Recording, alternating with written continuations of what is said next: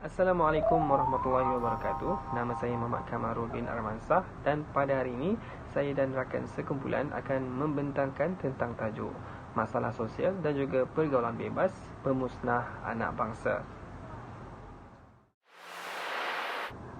Pada zaman kini, kita sering saja melihat banyak kes berkaitan tentang masalah sosial dan juga pergaulan bebas yang bukan saja terpampang di dada-dada akhbar, bahkan juga di televisyen dan juga media sosial. Contohnya, kes-kes seperti pembuangan bayi, anak luar nikah, lari dari rumah, putus cinta, membuli dan sebagainya. Kes negatif seperti ini sering sahaja dilakukan oleh remaja zaman kini tanpa ada rasa segan silu mahupun takut. Di mana silapnya? Perkara ini harus dilihat daripada pelbagai aspek. Justru untuk mengelakkan kes-kes ini daripada terus meningkat hari demi hari, pihak bertanggungjawab seperti ibu bapa, guru-guru, masyarakat mahupun NGO-NGO di luar sana haruslah bekerjasama agar perkara negatif ini tidak terus menular di negara ini.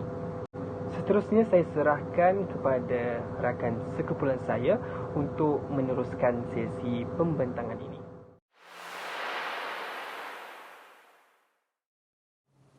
Assalamualaikum, nama saya Mak Aina Amir dan saya akan menerangkan punca-punca berlakunya masalah sosial. Masalah sosial sering disamaertikan dengan sesuatu yang negatif seperti seks bebas, penyalahgunaan dadah dan alkohol, merokok dan sebagainya. Tetapi masih ramai di kalangan kita yang merasakan ini adalah sesuatu yang normal dan seiring dengan perkembangan arus globalisasi. Ingin saya memetik kata-kata daripada salah seorang khulafah ar-rasyidin yang mengatakan, jika kamu ingin melihat masa depan sesebuah negara, pandanglah kepada remaja negara tersebut. Sudah jelas dari sini, remaja adalah satu aset yang perlu dijaga, dibentuk dan dididik dengan sebaik-baiknya. Punca pertama yang menyebabkan berlakunya masalah sosial adalah krisis keluarga. Anak-anak merasa terabai dan kurang perhatian. Jadi, mereka hidup tanpa kawalan ibu bapa ataupun penjaga. Mereka bebas melakukan apa saja yang mereka inginkan. Ini lebih teruk sekiranya ibu bapa lebih mementingkan karier dan tidak mempunyai masa yang berkualiti dengan keluarga. Bagi mengelakkan perkara buruk terjadi kepada anak-anak, ibu bapa harus menunjukkan tauladan yang baik dan menyemai nilai-nilai Islam dalam keluarga mereka. Firman Allah daripada surah Al-Ankabut ayat 45.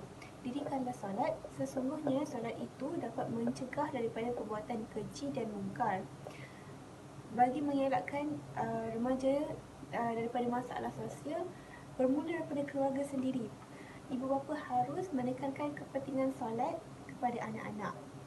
Seterusnya, punca berlaku masalah sosial adalah konflik diri sendiri, perubahan fisiologi. Jadi, remaja keliru memilih sesuatu yang baik dan buruk. Mereka berlumba-lumba untuk kelihatan hebat dan megah dan mereka merasakan sudah besar, tetapi mereka tidak cukup matang untuk memikirkan akibatnya. Mereka terlalu mengikutkan kata hati dan akan melakukan perkara-perkara yang tidak elok. Dalam usia tersebut juga, mereka terlalu ego untuk menerima teguran dan nasihat daripada orang lain. Tidak dinafikan juga ada segelintir remaja Islam yang merasakan nilai-nilai hidup sebagai seorang Muslim itu adalah kolot jika diamalkan dalam waktu sekarang. Seterusnya adalah pengaruh Barat. Pemikiran dan amalan seperti demokrasi, kapitalisme dan hedonisme membuatkan remaja sangat terpengaruh. Kemajuan sains dan teknologi menyebabkan remaja Islam mendewakan Barat. Internet tanpa sebadan juga memudahkan mereka mengakses maklumat apa yang mereka ingin ketahui daripada dunia luar.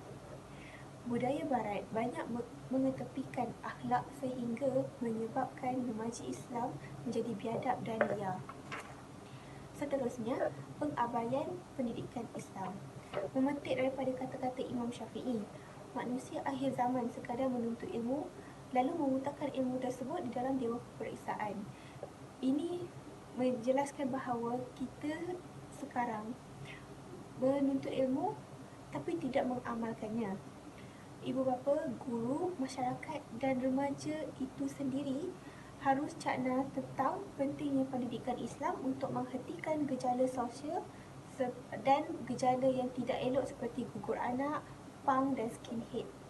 Dan akhir sekali, rakan sebaya. Tidak dinafikan dalam usia remaja, rakan memainkan peranan yang penting dalam hidup kita. Mereka memainkan peranan yang lebih besar daripada ibu bapa. Pepatah Arab ada mengatakan, jika kamu bersahabat dengan saudagar besi, maka kamu akan terkena percikan api. Tetapi jika kamu bersahabat dengan saudagar minyak wangi, kamu juga akan berbau wangi. Ini sudah jelas, kita untuk menjadi baik, kita harus memilih rakan yang baik.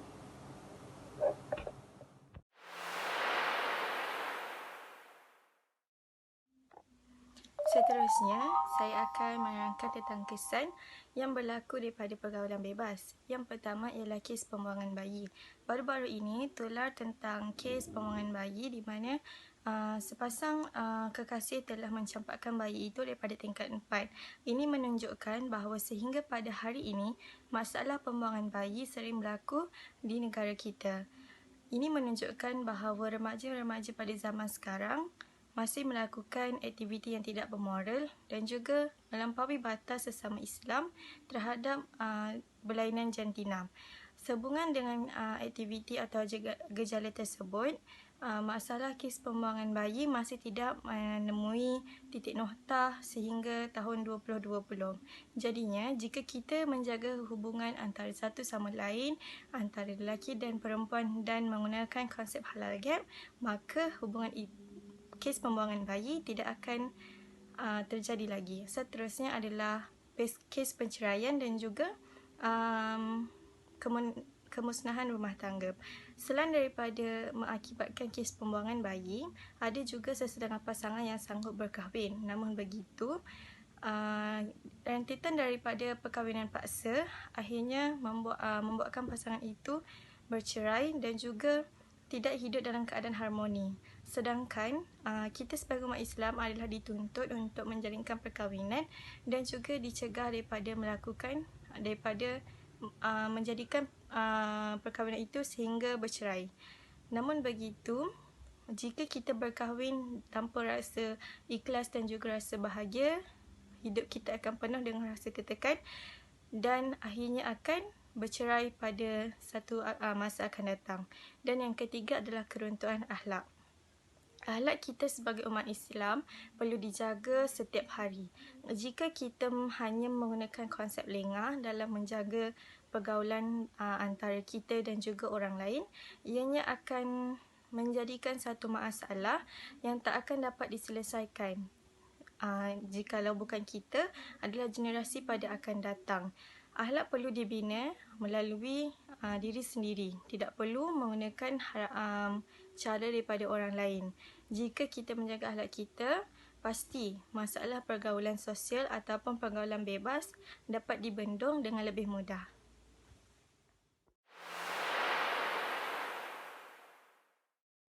Seterusnya, saya akan membentangkan tentang langkah-langkah membendung gejala pergaulan bebas. Saya akan kecilkan skop kepada 3 bahagian. Yang pertama, peranan individu itu sendiri. Yang kedua, peranan keluarga. Dan yang ketiga ialah peranan masyarakat. Bagi peranan individu itu sendiri, seseorang perlulah mempelajari ilmu akhlak. Ilmu akhlak dapat membentuk perilaku seseorang. Ilmu akhlak juga dapat membantu seseorang untuk berkelakuan baik terhadap Allah, sesama manusia, bahkan kepada haiwan dan juga tumbuh-tumbuhan. Jika akhlak manusia bersifat statik dan tidak berubah-ubah, maka tidak akan ada undang-undang dan peraturan yang digubal oleh pihak berkuasa. Selain itu, individu juga perlulah mempunyai sifat sabar yang tinggi dan berlapang dada untuk menerima teguran dan nasihat yang diberikan. Tidak kisah orang memberi nasihat itu lebih tua atau muda dari dirinya. Yang kedua ialah peranan keluarga. Ibu bapa memainkan peranan yang sangat penting dalam membentuk seseorang individu yang bergelar anak. Ibu bapa perlulah menjadikan diri mereka sebagai role model kepada anak-anak dengan berkelakuan baik dan positif.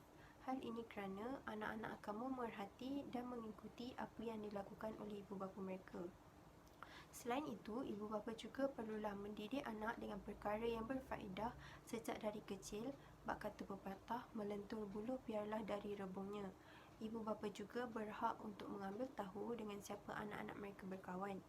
Ibu bapa juga perlulah meluangkan masa bersama anak-anak untuk menanyakan tentang perkembangan harian mereka, masalah yang mereka hadapi dan sebagainya, untuk mengelakkan anak-anak rasa terbiar dan tidak disayangi oleh ibu bapa mereka.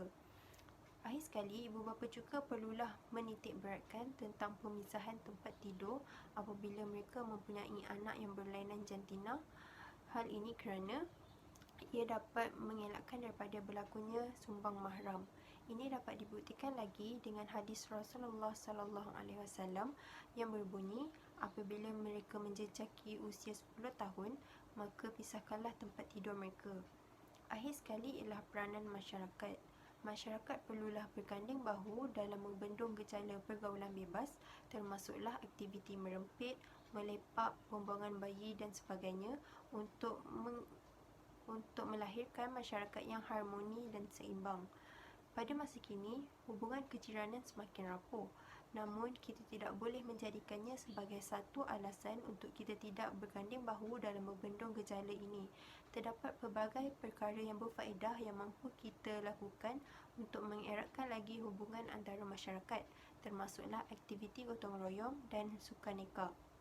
Dengan melakukan aktiviti sebegini, ia dapat menimbulkan rasa kasih sayang dan tanggungjawab untuk mengenali antara satu sama lain. Sebagai seorang masyarakat yang bertanggungjawab, kita perlulah mengamalkan amar ma'ruf nahi mungkar yang membawa maksud mengajak ke arah kebaikan dan mencegah kemungkaran.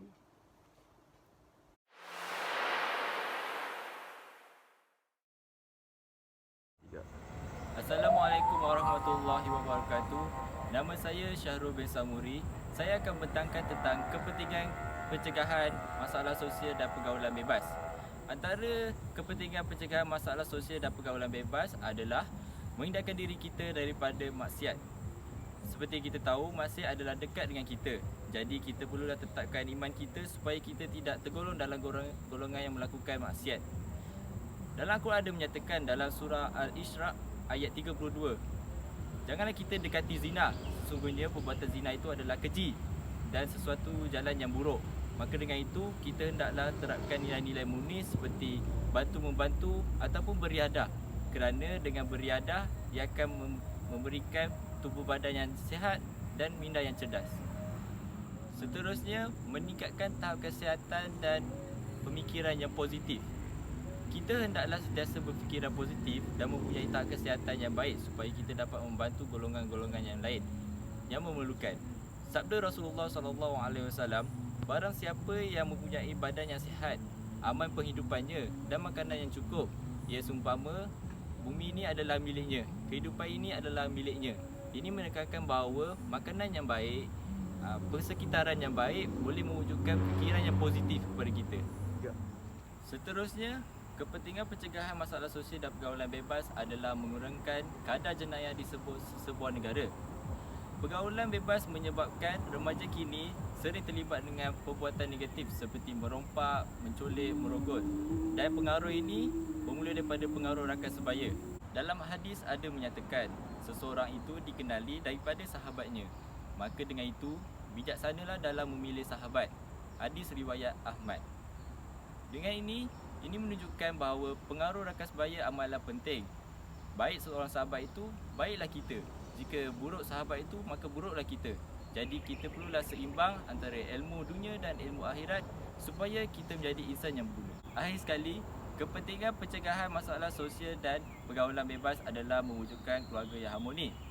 Sabda Rasulullah SAW, mendidik anak adalah lebih baik daripada bersedekah secupak. Hadis riwayat At-Tirmizi. Dengan ini menunjukkan bahawa keluarga yang baik mewujudkan satu komunikasi yang baik antara ahli keluarga bagi menyelesaikan segala masalah dalam keluarga. Ini dapat melegakan emosi setiap ahli keluarga bagi menjadi seorang yang berguna pada masa hadapan.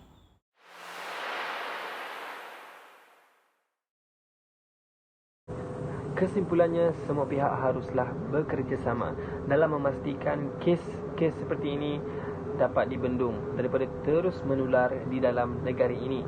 Segala inisiatif-inisiatif yang diambil haruslah dilaksanakan dengan bersungguh-sungguh agar remaja-remaja zaman kini dapat dipupuk, dididik dan dilentur untuk menjadi pemimpin yang cemerlang, gemilang dan terbilang di masa akan datang untuk kebaikan negara Malaysia yang dicintai. Saya rasa sekian saja daripada saya dan rakan sekumpulan. Sekian wabillahi taufiq wal hidayah. Assalamualaikum warahmatullahi wabarakatuh.